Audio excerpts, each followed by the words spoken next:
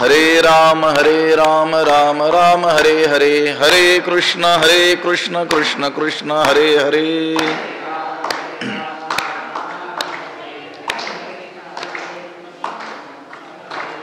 पुंडलीक वरदा हरि विठ्ठल श्री ज्ञानदेव तुकाराम. पंढरीनाथ भगवान की जय. माऊली ज्ञानेश्वर महाराज की जय. जगद्गुरु तुकाराम महाराज की जय. कर्मेंद्रियाणि संयम्य य आस्ते मनसा स्मरन् इंद्रियार्थान् विमूढात्मा मिथ्याचारस्य उच्यते. नमामि सद्गुरुं शान्तं सच्चिदानंद विग्रहं पूर्ण ब्रह्म परानंद मीशमालंदी वल्लभम्. नमो सद्गुरु तुकया ज्ञान दीपा. नमो सद्गुरु सच्चिदानंद रूपा. नमो सद्गुरु भक्त कल्याण मूर्ती. नमो सद्गुरु भास्करा पूर्ण कीर्ती.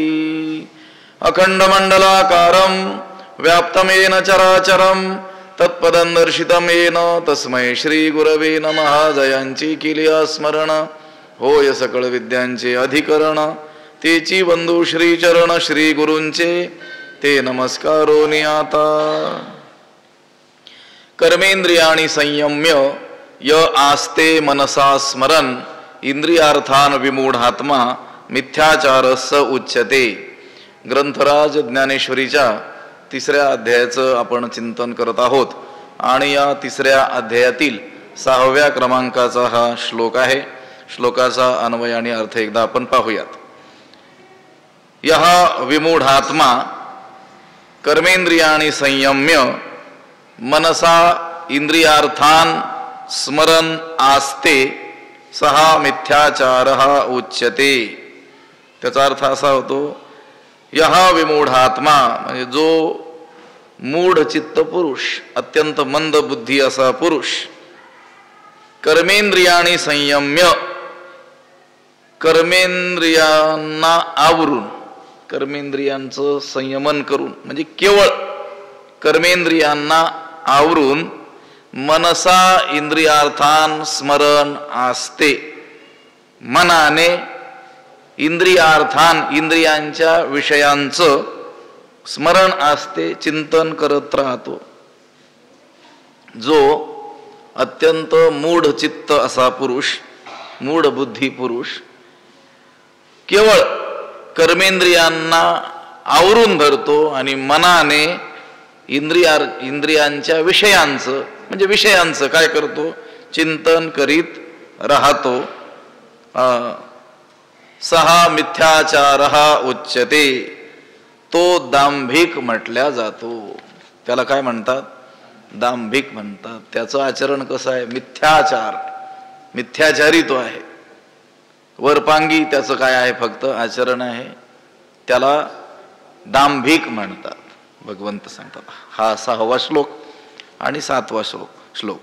7व्या श्लोकामध्ये श्रेष्ठ पुरुषाचं वर्णन आहे. हा काय करतो, दांभिक पुरुष कर्मेंद्रियांना आवरून धरतो बाह्यतः, पण मनाने मात्र विषयांचं चिंतन करतो. वरवर विषय त्यागल्यासारखे आपल्याला दिसतात, पण मनाने मात्र विषयांचं सतत काय करतो, चिंतन करतो. तो दांभिक आहे. आणि पुढच्या श्लोकामध्ये याच्या उलट जो अनासक्त पुरुष आहे तो काय करतो, विवेकी मनानं ज्ञानेंद्रियांनी शास्त्रविहित काय करतो, निष्काम कर्म करतो. तो श्रेष्ठ आहे. या दांभिकापेक्षा देखील काय आहे, श्रेष्ठ आहे. असो, या दांभिकाचं वर्णन या श्लोकामध्ये केलं. ज्ञानोबरायांनी त्याच्यावर 4 ओव्या काय केलेलं आहे, भाष्य केलेलं आहे. मिथ्याचारी, खोट्या आचरणाचा त्याला म्हटलेलं आहे. त्याचं जे बाह्य आचरण आहे ना, ते कसं आहे, खोटं आहे. तो पापाचरणी आहे. मनाने विषयांचं काय करतोय, चिंतन करतो. तो दांभिक आहे, ढोंगी आहे. असं आहे. शरीराकडून केवळ कर्म न करण्यानं नैष्कर्म सिद्धी, मोक्ष सिद्धी प्राप्त होत नाही.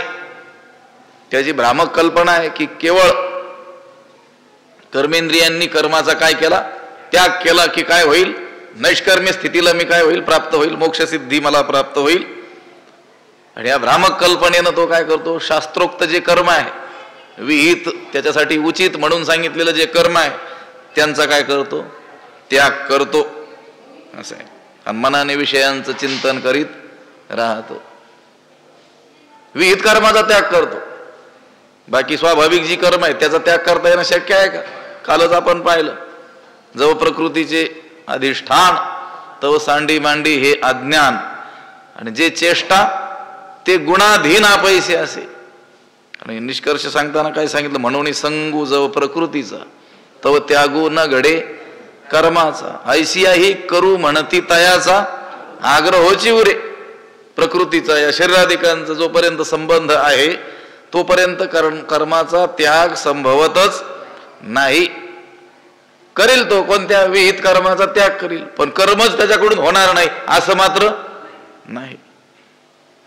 त्याचंच वर्णन त्या मिथ्याचारी पुरुषाचं की जो वरवर काय करतो, कर्मेंद्रियांना आवरून धरतो आणि मनाने विषयांचं काय करतो, चिंतन करत राहतो, स्मरण करत राहतो. त्याला काय म्हटलेलं आहे, दांभिक म्हटलेलं आहे. मिथ्याचारस उच्चते. तो कसा आहे, विमूढ आत्मा, मूढ चित्त आहे, मूढ बुद्धी आहे. जे उचित कर्म सांडिती मग नैष्कर्म्य होऊ पाहती, परी कर्मेंद्रिय प्रवृत्ती निरोधुनी. जे उचित कर्म सांडिती मग एवढ्यानंच, उचित कर्माचा त्याग केल्यानंच नैष्कर्म्य होऊ पाहती, परी कर्मेंद्रिय प्रवृत्ती निरोधुनी. तसाच अन्वय आहे. जे लोक, जे पुरुष उचित कर्म सांडिती, उचित म्हणजे योग्य, त्याच्यासाठी जे योग्य विहित जे कर्म आहे ते सांडिती म्हणजे टाकतात, त्यांचा काय करतात, त्याग करतात. आणि एवढ्यानंच, या त्यागानंच कर्मातीत होऊ पाहतात, नैष्कर्म्य दशेला जाऊ पाहतात. परी कर्मेंद्रिय प्रवृत्ती निरोधिनी. पण केवळ कर्मेंद्रियांच्या प्रवृत्ती आवरून धरतात, कर्मेंद्रियांच्या प्रवृत्तीला प्रतिबंध करतात आणि तेवढ्यानेच कर्तव्या भाव स्थितीला प्राप्त होऊ पाहतात. जे उचित कर्म सांडिती, उचित म्हणजे विहित, शास्त्रानं विधान केलेलं वर्णाश्रम विहित जे कर्म आहे ते केलंच पाहिजे, ते करावं असा शास्त्रानं काय केलं आहे, आग्रह धरलेला आहे. भगवंताने काय केलेलं आहे, गीतेत आग्रह धरलेला आहे. ज्ञानेश्वर महाराज आदी सर्व संतही काय करतात, आपल्या जीवांकडून विहित कर्म करण्याचाच काय करतात, आग्रह धरतात.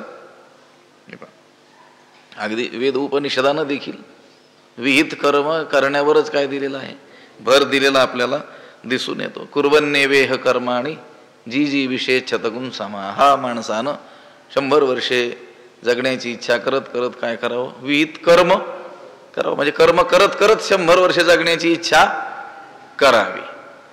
कारण ते जे कर्म आहे तेच त्याच्यासाठी काय आहे, उचित आहे. उचित म्हणजे योग्य आहे. त्याला खऱ्या नैष्कर्म्य स्थितीला प्राप्त करून देण्यासाठी ते कर्म करणंच काय आहे, योग्य आहे. म्हणून तर त्याच्यासाठी शास्त्रानं त्या कर्माचं विधान केलेलं आढळतं. ते कर्म करण्याची आज्ञा दिलेली आपल्याला आढळते.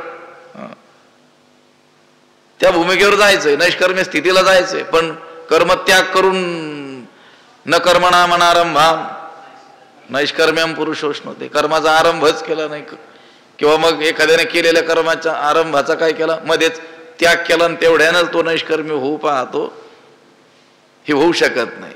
काही लोक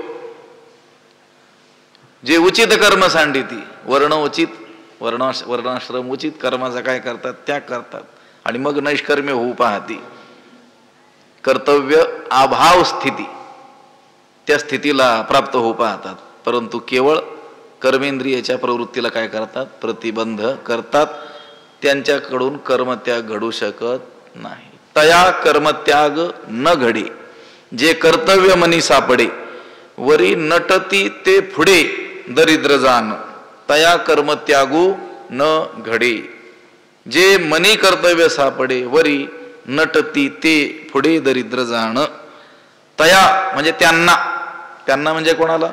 जे उचित कर्माचा त्याग करून नैष्कर्म्य स्थितीला जाऊ पाहतात आणि केवळ कर्मेंद्रियांच्या प्रवृत्तीला प्रतिबंध करतात, त्यांना तया कर्मत्यागू न घडे, त्यांना कर्मत्याग तर घडत नाही. जे म्हणजे कारण का घडत नाही बरं? कर्तव्य मनी सापडे, मनी कर्तव्य सापडे, त्यांच्या मनामध्ये कर्तव्य बुद्धी असते. कशाचा त्याग केला त्यांनी? फक्त विहित कर्माचा त्याग केला, कर्तव्य बुद्धीचा त्याग केला का? ते कर्तव्य कुठं सापडतं? मनात आहे ना त्यांच्या. वरपांगी फक्त काय केलंय? ते उचित कर्म त्यागलंय त्यांनी, पण त्यांना कर्मत्याग घडू शकत नाही. केवळ त्यांनी त्यागलं म्हणून लगेच ते नैष्कर्म्य दशेला प्राप्त झाले असं होत नाही. तया कर्मत्यागू न घडे, जे मनी कर्तव्य सापडे. ती कर्तव्य म्हणजे कर्तव्य बुद्धी कुठे आहे त्यांच्या? विषय प्राप्तीचं कर्तव्य त्यांच्या काय आहे? मनामध्ये आहे. वरी नटती ते पुढे दरिद्र जाण, वरून बाह्यातकारी ते जे कर्मत्यागाचं काय करतात? डौल दाखवतात. कर्मत्यागाचं काय करतात?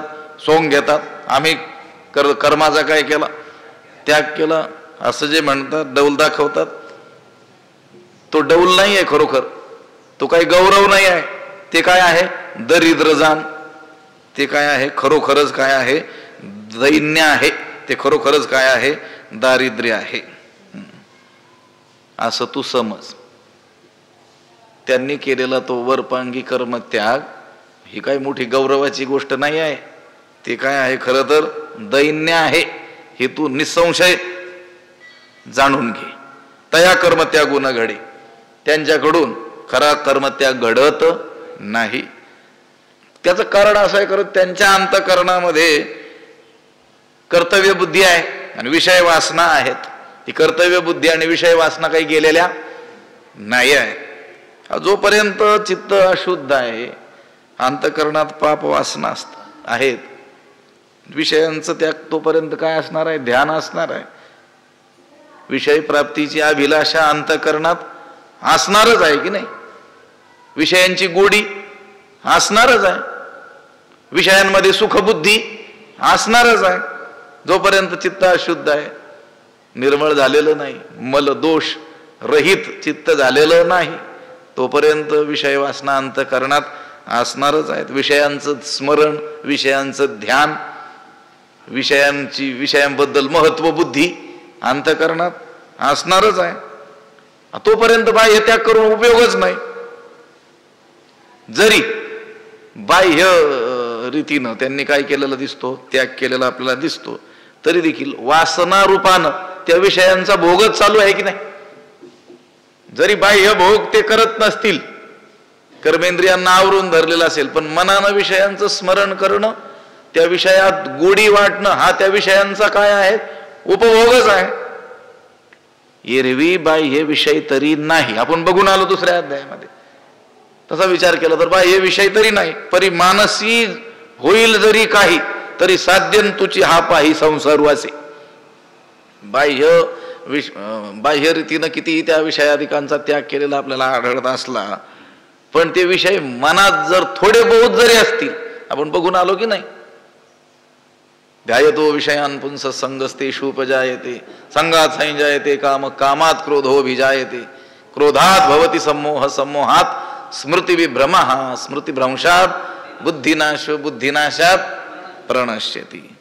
त्या विषयांच्या केवळ केलेल्या स्मरणापासून संपूर्ण नाश तिथपर्यंत त्याचा काय होतो? प्रवास विना अडथळ्याचा होतो.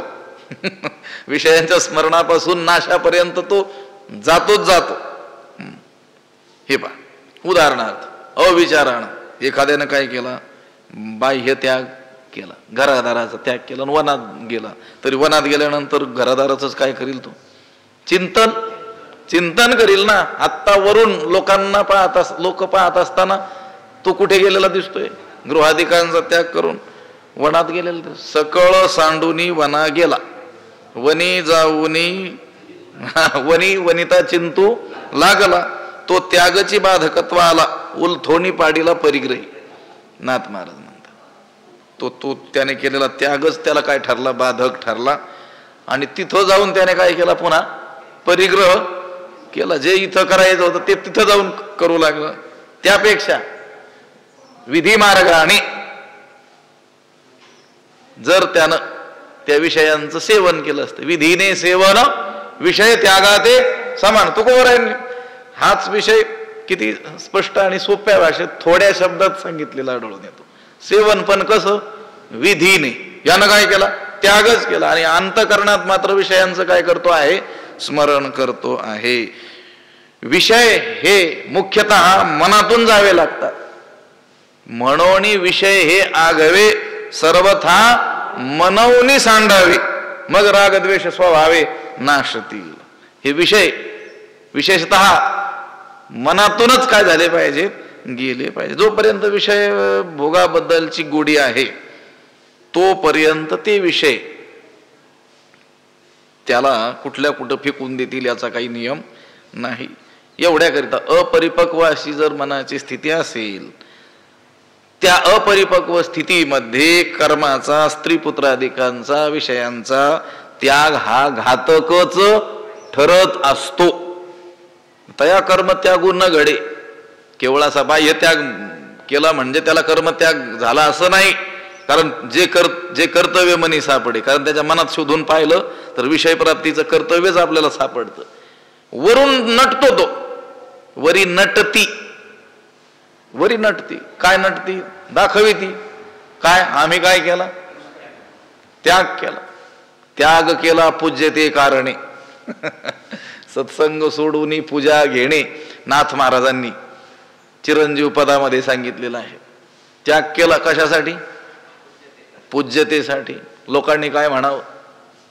त्यागी महात्मा आहेत म्हणावं. लक्षात आलं? लोकांनी पूजा करावी म्हणून वर वर वर काय केलं? वरपांगी त्याग केला. पण अंतःकरणातून कर्तव्य भावना, विषय प्राप्तीच्या अभिलाषा ही काही गेलेली नाही. आणि त्यांचं ते वरवर ते नटणं जे आहे ना, कर्मत्यागाचं जे सोंग घेणं आहे ना, ते काय आहे? उघड उघड काय आहे म्हटले?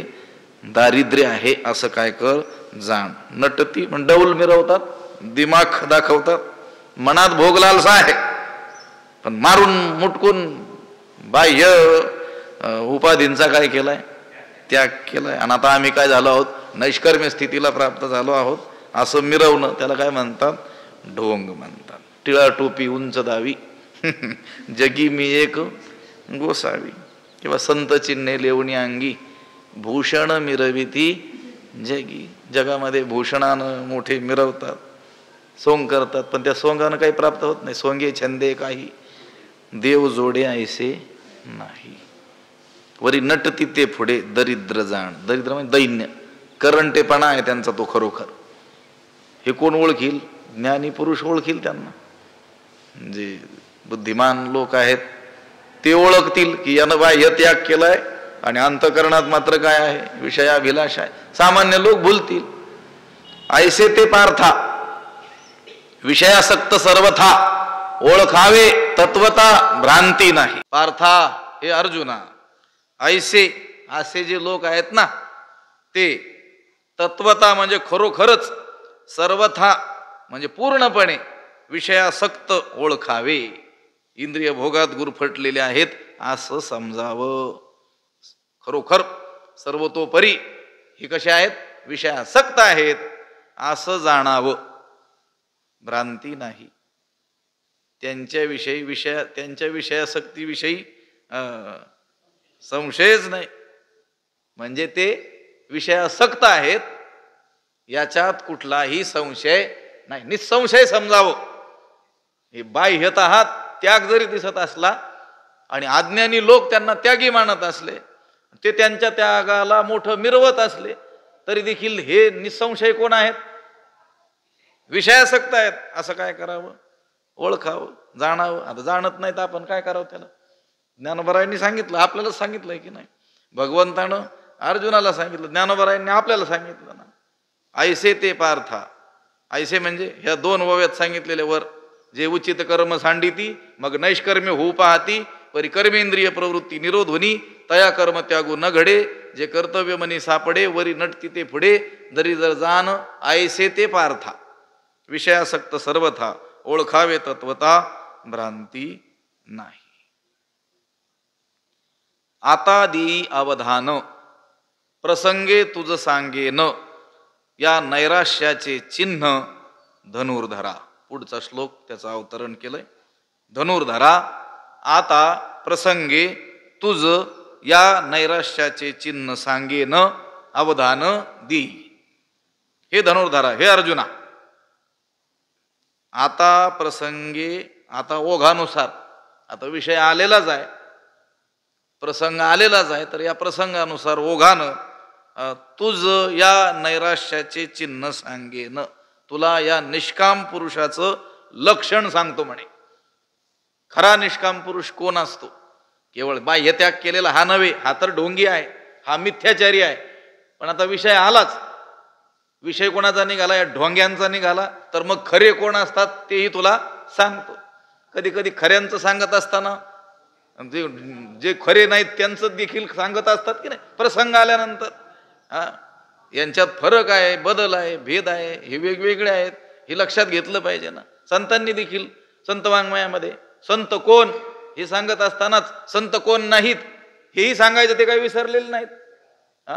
संत कोण याचेही काय आहेत, अभंग आहेत. तेची संत तेची संत ज्यांचा हेत विठ्ठली, भक्तायसे जाणा जे देही उदास, असे संत लक्षण सांगणारे. संत तोची जाणा जगी दया क्षमा ज्याचे अंगी, किंवा तोची साधू ओळखावा देव तेथेची, हे सांगत असतानाच हे संत आहेत हे सांगत असतानाच हे संत नाहीत हे देखील सांगितलेलं आपल्याला आढळून येतं. नव्हती ते संत करिता कवित्व, संतांचे ते आप्त नव्हती संत. म्हणजे विषय ओघाने आल्यानंतर सांगावं लागतो. तसं या विषयासक्त पुरुषांबद्दल भगवंत बोलत होते. काय सांगितलं होतं त्यांनी? कर्मेंद्रिय आणि संयम्य य आस्ते मनसा स्मरण इंद्रियार्थान विमूढात्मा मिथ्याचार स उच्यते. ऐसे ते पार्था विषयासक्त सर्वथा ओळखावे तत्वता भ्रांती नाही.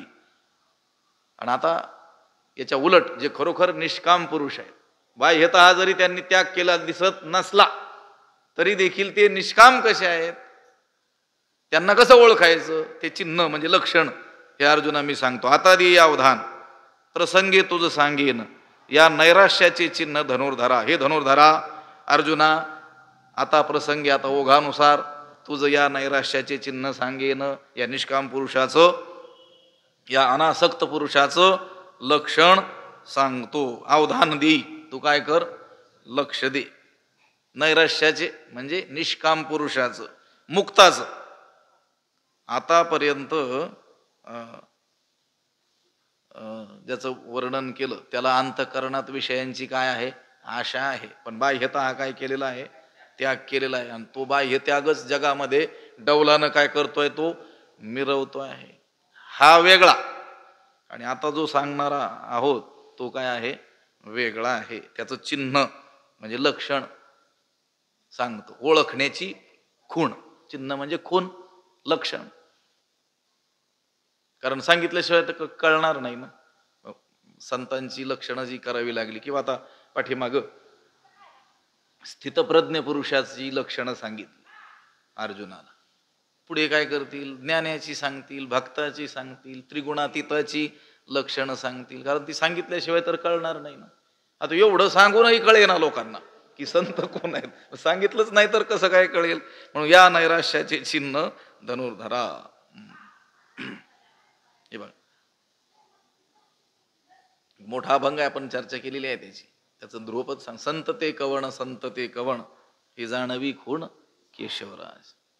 संत कोण आहेत, खरे संत कोण आहेत हे भगवत कृपेनं काय होऊ शकतं, कळू शकतं. नवती संत माळा मुद्रांच्या भूषणे भस्म उधळणे नवती संत. आता संत पुरुष जसे वेशभूषा करत होते तशीच कोणीतरी वेशभूषा केली म्हणजे तो संत होईल असंही नाही. किंवा संत जे जे काही गोष्टी करत होते बाह्यांगण त्याच गोष्टी करणारा तोही काही संत होऊ शकत नाही. त्याचे काय असतात, अंतर काही लक्षण असतात. असं नाही की बाबा जे केवळ वनवासी आहेत तेच संत आहेत, गृहाधिकांचा ज्यांनी त्यागच केलेला आहे तेच संत आहेत, असं नाही. आपले ज्ञानोबरायादी 4 भावंड सोडली तर बाकीचे सर्व संत कसे असतात, गृहस्थाश्रमीच आपल्याला आढळून येतात. गृहस्थाश्रमी सुद्धा कोण असू शकतात, संत असू शकतात, कोणी ब्रह्मचर्य आश्रमात असलेलाही काय असू शकतो, संत असू शकतो, कोणताही व्यवसाय करणाराही काय असू शकतो, संत असू शकतो. संतत्व हे काय आहे, व्यापक आहे. ती काही बाह्य वेशभूषावर किंवा बाह्य काही कोणत्या कलापांवर अवलंबून नाही, मुख्यतः साधुत्व आंतरलक्षणांवर काय आहे, अवलंबून आहे. मग भगवंतानं या पुढच्या श्लोकामध्ये आणि गीतेत ठिकठिकाणी काय केलेलं आहे, ही अशी महापुरुषांची, मुक्त पुरुषांची लक्षणं सांगितलेली आहेत.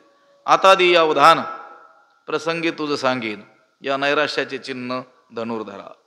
यस्त्विंद्रियाणि मनसा नियम्यारभतेर्जुन कर्मेंद्रियै कर्मयोग मसक्तस्स विशिष्यते. त्याचा अन्वय पाहूया. अर्जुन, यः तू मनसा इंद्रियाणि नियम्य आसक्तः कर्मेंद्रियै कर्मयोगम आरभते स विशिष्यते.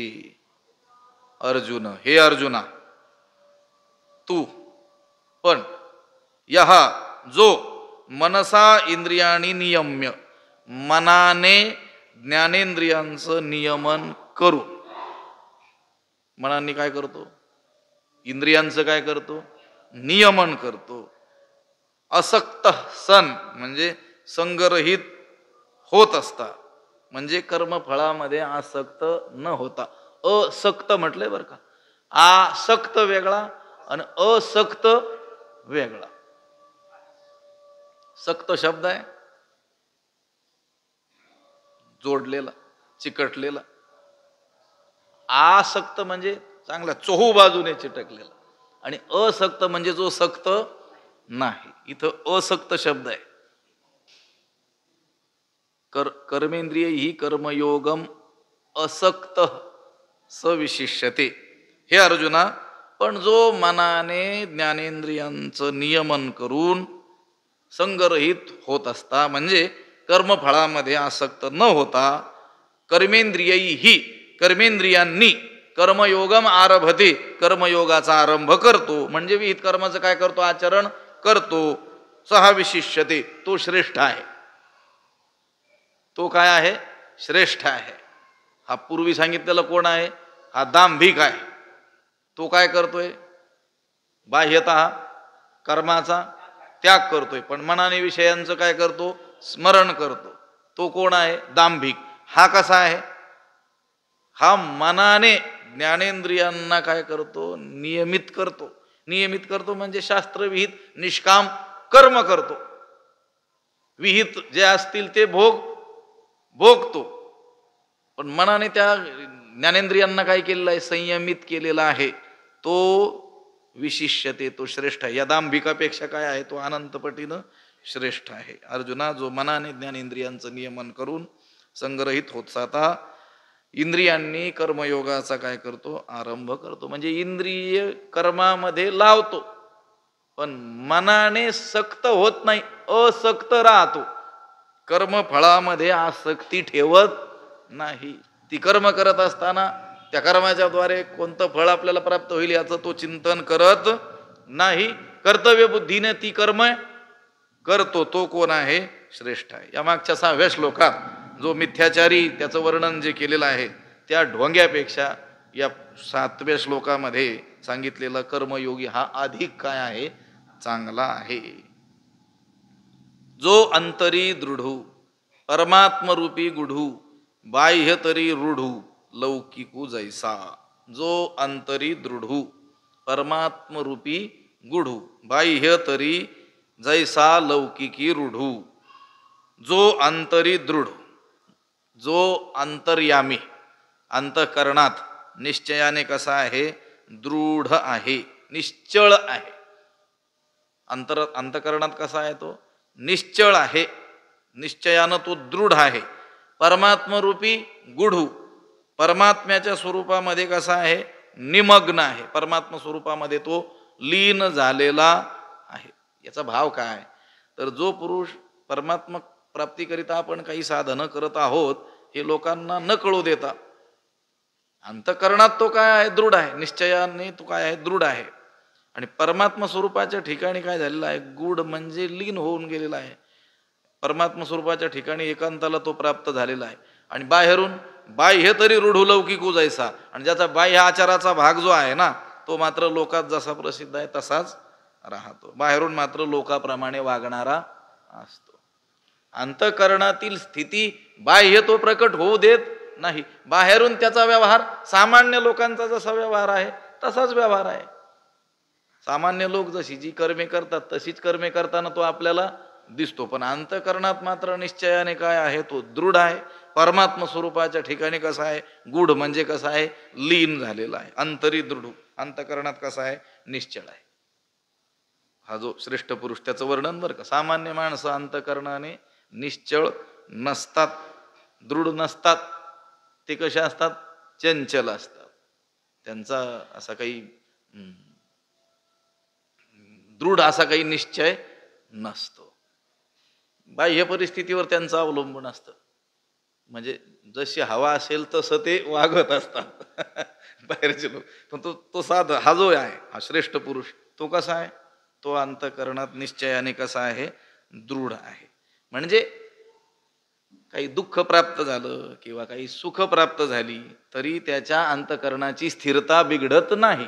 बाह्य परिस्थिती त्याच्या अंतःकरणावर परिणाम करत नाही. म्हणजे काही मान प्राप्त होईल, अपमान प्राप्त होईल, लाभ प्राप्त होईल, हानी प्राप्त होईल, त्याच्यात कसा राहील, तो समान राहील. अंतःकरणावर त्याचा परिणाम होणार नाही.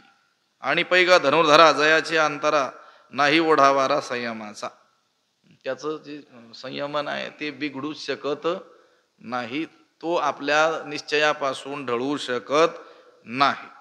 दृढ, जो अंतरी दृढ, परमात्मरूपी गूढ, परमात्म स्वरूपाच्या ठिकाणी कसा आहे, तो गढलेला आहे, निमग्न झालेला आहे. परमात्म्याशी तो समरस झालेला आहे. आता तसं पाहिलं तर परमात्मा हा प्रत्येकाचं काय आहे, स्वरूपच आहे. प्रत्येकाच्या जवळच तो परमात्मा आहे. ईश्वर सर्वभूतानां हृदयेषर्जुन तिष्ठती. सर्व भूतांच्या अंतरी हृदय महांबरी चिदवृत्तीच्या सहस्र करी उदयाला असे जो. प्रत्येकाच्याच अंतःकरणात तो परमात्मा आहे. तो इतक्या जवळ आहे प्रत्येकाच्या की त्या मानानं शरीर देखील काय आहे, दूर आहे. कारण हा शरीर म्हणजे जो कोश आहे, अन्नमय कोश, हा शेवट हा काय, पाचवा कोश आहे, शेवटचा कोश आहे. या सगळ्या पंचकोशाच्या आत तो परमात्मा आहे. म्हणजे तो आपलं काय आहे, स्वरूपच आहे. पण त्याला विसरून जीव काय झालेले आहेत, विषयांमध्ये रममाण झालेले आहे. हा महात्मा मात्र परमात्मरूपी गूढ, परमात्म स्वरूपामध्ये तो काय झालेला आहे, गूढ झालेला आहे, समरस होऊन गेलेला आहे. म्हणजेच काय केलेलं आहे त्यानं, परमात्म्याशी आपलं ऐक्य काय केलेलं आहे, जाणलेलं आहे. आपुलेने भेदेविण माझे जाणीजे जे एकपण तयाची नाव शरण मज येणे गा. कोणत्याही भेदावाचून माझी आणि त्याची ऐक्यता आहे हे जो जाणतो त्यालाच शरण येणं असं म्हणतात. अशा रीतीनं तो शरण गेलेला आहे, परमात्मा स्वरूपामध्ये काय झालेला आहे, गढून गेलेला आहे. आणि बाहेरून जर पाहिलं तर बाह्य तरी रूढू लौकिकू जैसा. लोकांमध्ये जशी प्रसिद्धी असेल लौकिक, अगदी त्याप्रमाणे तो काय आहे, त्याच्या बाह्य आचाराचा भाग आपल्याला दिसून येतो. म्हणजे आपण आपल्या अंतःकरणामध्ये जी असलेली स्थिरता, दृढता, परमात्म स्वरूपाच्या ठाई झालेली लीनता, तो बाह्य व्यवहारातून काही प्रकट करत नाही. तो बाह्य व्यवहार जसे लोक करतात तसाच करतो. त्याच्या सहवासात असणाऱ्या लोकांना देखील त्याची आंतरस्थिती जाणता येऊ शकत नाही. म्हणून तर महात्म्यांना ओळखणं काय होतं, अनेकदा कठीणच होऊन जातं, बहुधा कठीण होतं. मग नंतर लक्ष देतं, कधी अनुभव आल्यानंतर किंवा मग ती महात्मे गेल्यानंतरही कळालं तरी खूपच झालं म्हणा. तुम्ही म्हणतात तसं बरोबर, अनुभव आल्यानंतरच कळू शकतं. तुका म्हणे अंगे व्हावे ते आपण तरीच महिमान येईल कळो. त्यांच्यासारखी काही थोडी बहुत स्थिती एखाद्यामध्ये प्रकट झाली असेल तरच त्यांचा अधिकार काय होतो, लक्षात येतो. नाहीतर बाह्य व्यवहारावरून त्यांच्या अंतरस्थितीचं अनुमान लावता येऊ शकत नाही. त्यांचा बाह्य व्यवहार हा रूढ, जसा रूढ व्यवहार आहे, जसा जगात दिसून येतो तसाच त्यांचा व्यवहार असतो. अलौकिक नोहावे लोकाप्रती, लोकामध्ये राहत असताना आपलं अलौकिकत्व तो प्रकट करत नाही, उलट त्याला लपवून ठेवण्याचा त्याचा काय असतो, प्रयास असतो. आपण अनेक वेळेस महात्म्यांची वर्णन करतो त्यावेळेस ज्ञानोबारायांनी जे वर्णन केलेलं आहे त्याचे दाखले देत असतो की नाही. चातुर्य लपवी, महत्व हरवी, पिसेपण मिरवी आवडोनी, वाचस्पतीचे निपाडे, सर्वज्ञता तरी जोडे, परिवेडी वे माझी दडे, महिमे भेने. आपला महिमा उगीच या जगामध्ये होईल आणि आपल्या साधनेमध्ये बाधा होईल या भीतीनं तो काय करत असतो, वेडेपणाचं काय करतो, सोंग घेतो. जसे लोक वर्तन करतात तसंच त्याचं बाह्य वर्तन असतं, पण अंतकरणात मात्र जो अंतरी दृढू परमात्मरूपी गुढू, बाह्य तरी रूढू लौकिकू जैसा, तो इंद्रिया आज्ञा न करी, विषयांचे भय न धरी, प्राप्त कर्म नाव्हेरी, उचित जे जे. नाव्हेरी किंवा न अव्हेरी. तो इंद्रिया आज्ञा न करी, विषयांचे भय न धरी, जे जे उचित प्राप्त कर्म ते न अव्हेरी. तो इंद्रियांना विषय भोगण्याची आज्ञा करत नाही, तो इंद्रिया आज्ञा न करी. त्या इंद्रियांना विषय भोगा अशी आज्ञा करत नाही, हुकूम करत नाही. आणि जर अदृष्टानुसार विषय भोगण्याचा प्रसंग आला तर विषयांचे भय न धरी, म्हणजे बळे करून तो आपल्या इंद्रियांना विषयामध्ये लावतही नाही. आणि प्रारब्धानुसार जर विषय समोर आले असतील, त्याच्या प्रारब्धात ते असतील, तर त्या विषयांचं भयही बाळगत नाही. आणि जे जे उचित प्राप्त कर्म न अव्हेरी, आणि जे जे उचित असलेलं, योग्य असलेलं, वर्णाश्रमानुसार शास्त्रविहित जे कर्म त्याला प्राप्त झालेलं असतं ते न अव्हेरी, त्यांचा काय करत नाही, तिरस्कारही करत नाही, अव्हेरही करत नाही, ते कर्म टाकत नाही. तो इंद्रिया आज्ञा न करी, तो इंद्रियांना हुकूम करत नाही. आता हुकूम करण्याकरिता संबंध असावा लागतो मालकाचा नोकराचा. मालक काय करू शकतो, हुकूम करू शकतो. मुक्त पुरुष हा आपल्याला इंद्रियांचा मालकही समजत नाही, म्हणून तो त्या इंद्रियांना आज्ञाही करत नाही. कारण त्याच्या ठिकाणी मी देह अशी परिच्छिन्न अहंताच राहिलेली नसते. तो परमात्मरूपी गुढू म्हटले ना, तो परमात्म स्वरूपामध्ये निमग्न झालेला आहे. तो आता स्वतःला जर देहच समजत नसेल तर मग त्या देहाच्या ठाई असलेले इंद्रिय त्यांना आपला नोकर समजून त्यांना तो आज्ञाही करत नाही. तो मी ब्रह्म आहे अशा व्यापक अनुभवावर आरूढ झालेला असतो. बर, आता इंद्रियांना आज्ञा करण्याकरिता कर्तव्य बुद्धी असावी लागते. ती कर्तव्य बुद्धी सुद्धा त्याच्या ठाई राहिलेली नसते, म्हणून तो इंद्रिया आज्ञा न करी. आणि विषयांचे भय न धरी, आता विषयांचं भयही बाळगत नाही. अंतकरणात जोपर्यंत काय आहे, विषय वासना आहे, तोपर्यंतच विषयांची काय आहे, भीती आहे. म्हणून साधक काय करत असतात, इंद्रियांचं विषयांपासून काय करतात, नियमन करतात. त्या विषयांचं भय साधकांना असतं. आता सिद्ध दशेला प्राप्त झालेला महात्मा, त्याला त्या विषयांचं भय राहिलेलं नसतं. त्या विषयातही काही आपण पे वाचूनी नाही. विषय कवण काही बाधितील कवणा, त्या विषयांमध्ये म्हणजे विषय आपल्या स्वरूपाहून भिन्नच नाहीत. सर्वत्र मीच मी अशी ज्याची काय आहे अनुभूती आहे. विषय हे आपल्याहून वेगळेच नाहीत असं जर त्याचा अनुभव असेल तर मग हे विषय कोणाला काय काय बाधा निर्माण करते, विषयांना काय करत नाही, भीत नाही. हा साधक भीत होऊन साधकानं भिलही पाहिजे. कारण साधकाची अजून देहबुद्धी पूर्णपणे नष्ट झालेली नाही, तो प्रवासात आहे. अजून मी ब्रह्म या स्थितीला तो पोहोचलेला नाही आहे. त्या देहाच्या आश्रयानं त्या देहाला परमात्मा प्राप्तीचं साधन मानून तो काय करतो आहे, साधना करतो आहे. जो ज्याची पूर्ण देहबुद्धी गेलेली नसल्यामुळं विषयांचं भय त्यानं बाळगलं पाहिजे. पण इथं साधकाचा विषय नाही आहे, ते श्रेष्ठ पुरुषाचा विषय चालला. सविशिष्यते, तो श्रेष्ठ आहे, त्या श्रेष्ठ पुरुषाचा विषय चाललेला आहे. तो इंद्रिय आज्ञा न करी, विषयांचे भय न धरी, प्राप्त कर्म ना वेरी उचित जे जे. आणि जे जे उचित कर्म प्राप्त कर्म ते न अवेरी. आणि प्रसंगानुरूप शास्त्राज्ञेनुसार जे जे कर्म प्राप्त झालेलं आहे त्याचा तो आवेरही करत नाही, त्यागही करत नाही. तो काय करतो? कर्म करत राहतो. पण कर्म करत असताना त्या कर्मेंद्रियांना आवरत नाही.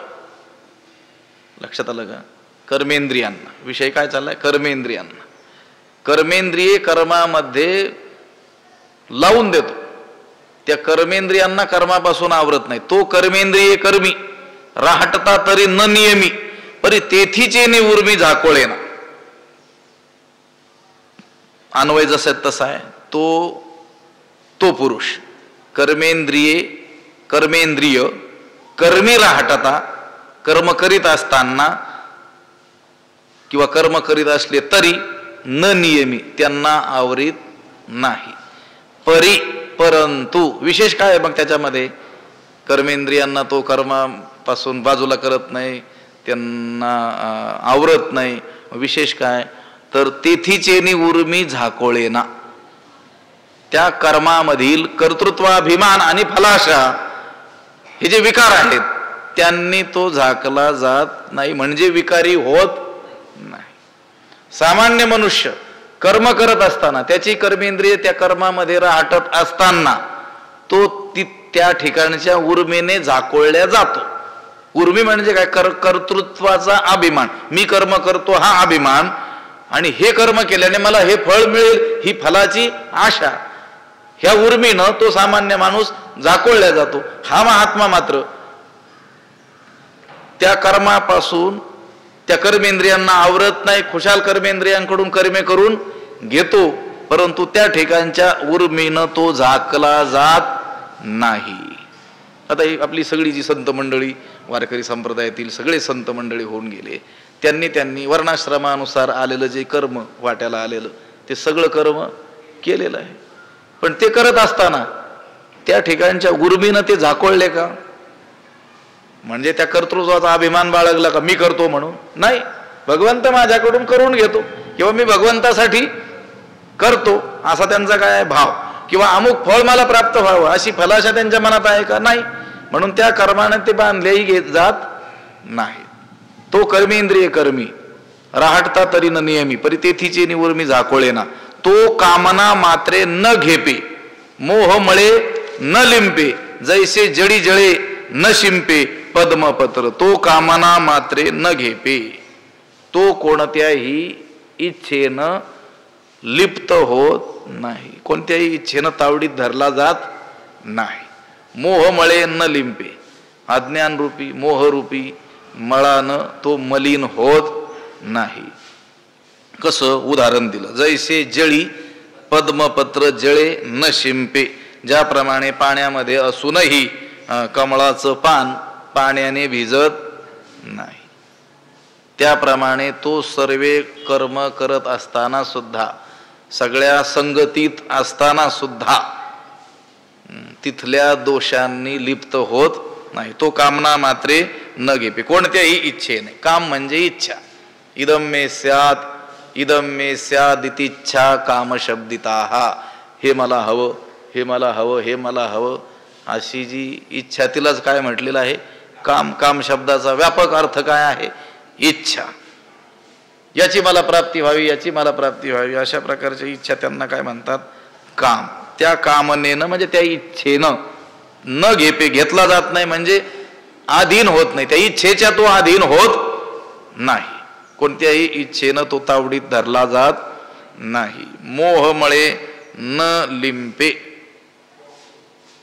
आता विषय विस्तारासारखा असतो पण आपल्याला वेगानं जायचंय की नाही. का तो कामना मात्रे न घेपे म्हणजे इच्छेनं तो आवरल्या का जात नाही, इच्छेकडून तो ताब्यात धरला का जात नाही, अधीन का होत नाही इच्छेच्या, इच्छा का नसते त्याला. अहो आता आत्मानं चेद विजानीयाद अयमस्मीति पुरुषः किमिच्छन् कस्य कामाय शरीरम अनुस्वंज्वरित. आत्मानं चेद विजानीयाद, त्या आत्म्याला जर असं जाणलं, कसं? अयमस्मीति पुरुषः, हा पुरुष म्हणजे हा आत्मा म्हणजे हा परमात्मा, अयम म्हणजे मीच आहे असा ज्याचा बोध झालेला आहे, दृढ झालेला आहे. किम इच्छन, तो कशाची इच्छा करील, कस्य काम आहे, कशाची तो इच्छा करील, कशासाठी करील, शरीरानुसंजरेत. ज्याचा बोध काय झालेला आहे, मीच कोण आहे, परमात्मा आहे. आता तो कशाची इच्छा करेल, इच्छा करायला काय असावं लागेल, द्वैत असावं लागेल. आपल्याहून ती वस्तू जिची इच्छा करायची ती भिन्न आहे असं मानावं लागेल. अज्ञानात इच्छा निर्माण होते, ज्ञानात इच्छेचा संभवच नाही. तुकोबर आहे का, काम नाही, काम त्यांना काही इच्छाच नाही, काही कर्तव्य नाही, काही प्राप्तव्यच राहिलं नाही. सगळं प्राप्तव्य काय झालं, प्राप्त झालं, परमात्मा स्वरूपाशी ऐक्य पावले. मग आता कशाची इच्छा करतील. म्हणून तो कामना मात्रे न घेपे, मोहमळे न लिंपे. अज्ञान रूपी मळानं, मोहरूपी मळानं काय होत नाही, मलिन होत नाही. जैसे जळी जळे न शिंपे पद्मपत्र, ज्याप्रमाणे कमळाचं पान पाण्यात राहूनही पाण्यानं ओलं होत नाही. हा दृष्टांत पुढे सिद्धांत सांगतात.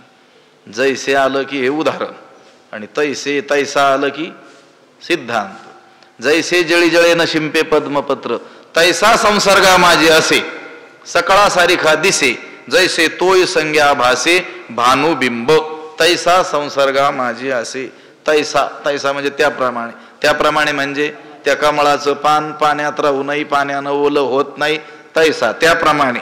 संसर्गा माझे असे, संघामध्ये राहतो, लोकांच्या संगतीत तो राहतो. सकळा सारिखा दिसे, दिसताना सर्वसाधारण लोक दिसतात तसाच दिसतो. जैसे तोय संगे आभासे भानुबिंब, ज्याप्रमाणे पाण्याच्या संगतीत सूर्याचं बिंब काय होतं, भासतं. म्हणजे पाण्याच्या संगतीत सूर्याचं, त्या सूर्यबिंबाचं प्रतिबिंब आपल्याला दिसून येतं. पण त्या पाण्याने तो सूर्य काय ओला होईल का, नाही होणार. तसा हा महात्मा संसर्गा माझे असे, लोकांच्या संगतीत असतो. सकळा सारिखा दिसे, दिसताना तो काही अलौकिक, काही विशेष असं काही दिसत नाही. कसा दिसतो, सर्वसामान्य लोकांसारखाच दिसतो. पण मनानं मात्र कसा असतो, तो असंग असतो. आणि परमात्मा स्वरूपाच्या ठाई काय झालेला असतो, परमात्मा रूपी गढून गेलेला असतो. तैसा संसर्गा माझे असे, सकळा सारिखा दिसे. महात्मा हा काही लोकसंगतीचा त्याग करून कुठे दूर वनांतरात वगैरे जात नसतो. साधक जाईल, सिद्ध पुरुष नाही बरं. जोपर्यंत त्याला संसाराचं काय आहे भय आहे, संगदोषाचं काय आहे भय आहे, तोपर्यंत तो एकांतवासाची काय करतो, इच्छा करतो.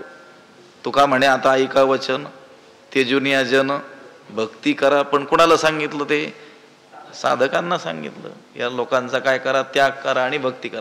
आता तेच तुकाराम महाराज जे साधक अवस्थेमध्ये लोकांताचा त्याग करून एकांतात जात होते, तेच ज्यावेळेस सिद्ध अवस्थेला पोहोचले त्यावेळेस ते लोकात राहू लागले आणि लोकांमध्ये जाऊन देवाचा प्रचार प्रसार करू लागले. देव घ्या कोणी, देव घ्या कोणी. त्यावेळेस लोकांताचा त्याग केलाय का त्यांनी, नाही. लोकांताचा त्याग साधकासाठी काय आहे, आवश्यक आहे. त्याला साधना दृढ व्हावी. जे आतापर्यंत श्रवण काही अध्ययन केलेलं आहे त्याचं काय व्हावं, मनन व्हावं, निधिध्यासन व्हावं, यासाठी ठीक आहे. पण जो सिद्ध दशेला पोहोचलेला म्हणून महात्मा जो आहे तो लोकातच राहतो. आणि लोकात राहूनही लोकसंघाचा त्याच्यावर काही परिणाम होत नाही. त्याच्या संघाचा लोकावर होईल. लक्षात येत आहे का, लोकांच्या संगतीनं तो नाही बिघडणार. त्याच्या संगतीत लोक सन्मार्गाला लागतील आणि लोक सन्मार्गाला लागावेत म्हणून मुद्दाम तो लोकात राहील. तैसा संसर्गा माझी असे. बरं, दिसत असताना लोकात राहायचं म्हटलं कसं राहावं लागतं, लोकांसारखं. सकळा सारिखा दिसे, अलौकिक नो व्हावे लोकांप्रती. महात्म्यानं लोकांमध्ये राहत असताना असं वेगळेपणानं राहू नाही. तैसा संसर्गा माझी असे, सकळा सारिखा दिसे, जैसे तोय संज्ञा भासे भानुबिंब. जैसे भानुबिंब, भानुबिंब सूर्याचं बिंब, तोय संज्ञा भासे, पाण्याच्या संगतीत पाण्यात काय होतं, प्रतिबिंबित होतं. तैसे सामान्यत्वे पाहिजे तरी साधारणची देखीजी, एरवी निर्धारिता नेणीचे सोय जयाची. तैसे सामान्यत्वे पाहिजे, तैसे त्याप्रमाणे सामान्यत्वे पाहिजे. सामान्य दृष्टीनं वर जर आपण पाहिलं तरी साधारणूची देखीजे तर तो महात्मा सामान्य मनुष्यच वाटतो.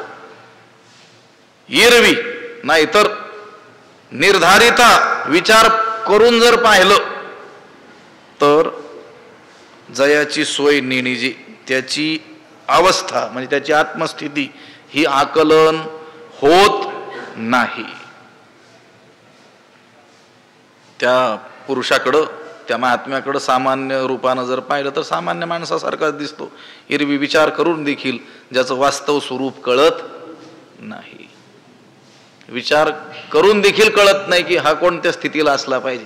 आणि जर विचार न करता वर जर पाहिलं बाह्य दृष्टीनं तर तो कसा दिसतो? साधारणची देखील. तैसा सामान्यत्वे पाहिजे. सामान्य रीतीने वर जर आपण पाहिलं तर तो महात्मा कसा दिसतो? साधारणच आपल्याला दिसतो. कारण तो स्वतःला वेगळेपणानं जगापुढं काही मांडत नाही. अशी ही चिन्ह त्या महापुरुषाची सांगितलेली आहेत.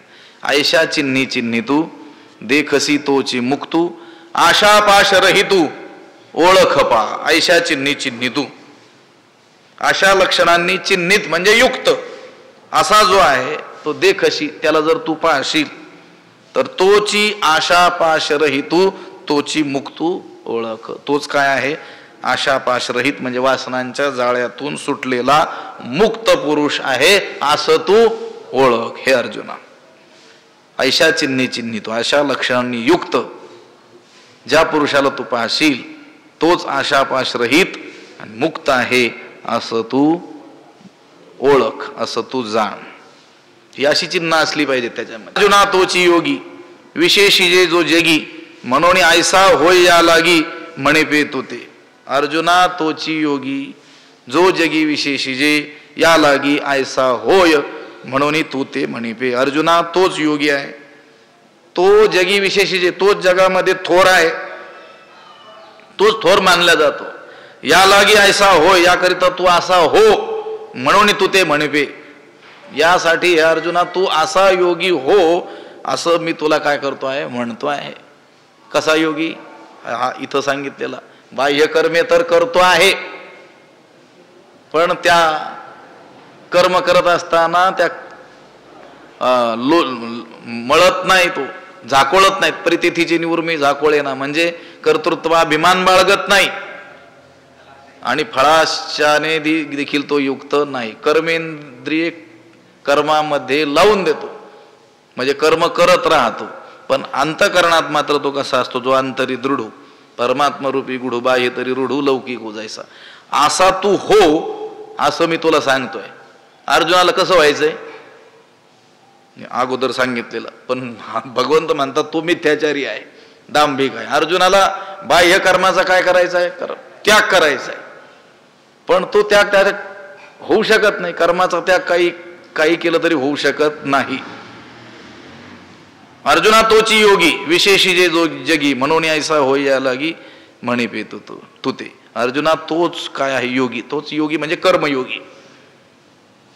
विशेषी जे जो जगी जो या जगामध्ये कर्मत्यागाचा दंभ दाखवणाऱ्या पेक्षा देखील काय आहे? श्रेष्ठ आहे. केवळ आम्ही बाह्य त्याग केला म्हणून जगात जे मिरवतात ना त्यांच्यापेक्षा तर हा काय आहे? श्रेष्ठ आहे. म्हणूनच मी तुला याकरिता म्हणत आहे की असा कर्मयोगी तू हो. तू मानसा नियम करी निश्चळ होय अंतरी मग कर्मेंद्रिय व्यापारी वर्त तू सुखे. तू मानसा नियमो करी. तू मनाचं काय कर? नियमन कर, दमन कर, मनाचा निग्रह कर. निश्चळ होय अंतरी, अंतरी निश्चळ होय अंतकरणात काय हो? स्थिर हो. आणि मग असं झाल्यानंतर कसं? मनाचा निग्रह केल्यानंतर अंतकरणात स्थिर झाल्यानंतर मग कर्मेंद्रिय व्यापारी वर्त तू सुखे. मग ती कर्मेंद्रिय आपापल्या व्यवहारात सुखाने असू दे म्हटलं, काही बाधा होणार नाही. कर्मेंद्रियांनी कर्म केल्याने बाधा नाही आहे, त्या कर्मफळाची आसक्ती ठेवल्याने आणि त्या कर्तृत्वाचा अहंकार घेतल्याने सगळी काय आहे? बाधा आहे. म्हणून तू काय कर? मानसा नियम करी, मनाचं दमन कर. भगवंत इथं अर्जुनाला योगी कसं होता येईल हे थोडक्यात सांगतात. भगवंताला असा योगी अपेक्षित आहे. लक्षात आलं का? भगवंत कुणाला योगी म्हणतात? सर्व कर्मे करत असताना सुद्धा त्या कर्मापासून जे काय आहेत अलिप्त आहेत, हे असा योगी होणं भगवंताला काय आहे अपेक्षित आहे. गीतेनं जो योगी जगासमोर ठेवलेला आहे तो योगी म्हणजे काय अष्टांग योगी ध्यानस्थ बसलेला असा नाही आहे. आपल्याला योग शब्द आपल्या कानावर आला की काय दिसतं, अष्टांग योग, स्वामी रामदेव बाबा दिसतात. आणि योगी म्हटलं की कोणीतरी कड्या कपाऱ्यांमध्ये जाऊन ध्यानस्थ बसलेला असा दिसतो. पण भगवंत म्हणतात नाही, असा योगी तो हो अर्जुना, तोची योगी विशेषी जे जो जगी म्हणून ऐसा होय या लागी म्हणे पे तू ते. त्याला कसा योगी व्हायचं होतं तसा हे सगळं सोडून देऊन तो म्हटला होता मी जातो, युद्धाचा त्याग करतो, मला राज्य नको, भोगही नको, मी काय करतो भिक्षा मागून खातो, तिकडे जंगलात जाऊन राहतो. जर तू म्हणशील इथं लोक तुला काय करतील, नावे ठेवतील, हा पळून गेला असं म्हणतील, तर कुठं जातो वनामध्ये जातो. पण भगवंत म्हणतात तसा योगी नको हो, तू मानसा नियम करी निश्चळ होय अंतरी. तू मनाचा निग्रह कर, अंतकरणात स्थिर हो, आणि मग ती कर्मेंद्रिये आपापल्या व्यवहारामध्ये सुखे वर्त तू सुखाने असू दे. पुंडलिक वरदा हरिविठ्ठल. श्री ज्ञानदेव तुकाराम पंढरीनाथ भगवान की जय. माऊली ज्ञानेश्वर महाराज की जय. विठ्ठल विठ्ठल विठ्ठल. पुंडलिक वरदा हरिविठ्ठल. श्री ज्ञानदेव तुकाराम पंढरीनाथ भगवान की. माऊली ज्ञानेश्वर महाराज की जय. आता विश्वात्मके देवे येणे वाग्यज्ञे तोषावे, तोषोनी मज द्यावे पसाय दान हे.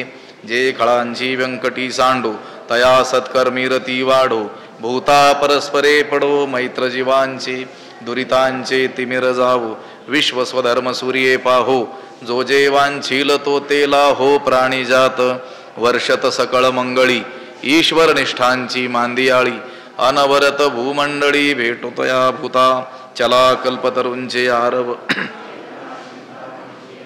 बोलते जे अर्णव पियुषांचे, चंद्रमे जे अलांछन मार्तंड जे तापहीन, ते सर्वाही सदा सज्जन सोय रे होतू. किंबहुना सर्व सुखी पूर्ण होवणी तिही लोकी, भजिजो आदि पुरुखी अखंडित आणि ग्रंथोपजीविये, विशेषी लोकी इये दृष्टादृष्ट विजये होवावेजी. एथ म्हणे श्री विश्वेश्वरावो, हा होईल दान पसावो. येणे वरे ज्ञानदेवो सुखिया झाला, येणे वरे ज्ञानदेवो सुखिया झाला, येणे वरे ज्ञानदेवो सुखिया झाला. पुंडलिक वरदा हरिविठ्ठल. श्री ज्ञानदेव तुकाराम पंढरीनाथ भगवान की जय. माऊली ज्ञानेश्वर महाराज की. जगद्गुरु तुकाराम महाराज की जय. शांती ब्रह्म एकनाथ महाराज की. सद्गुरु बंशी महाराज की जय. सद्गुरु जोग महाराज की जय.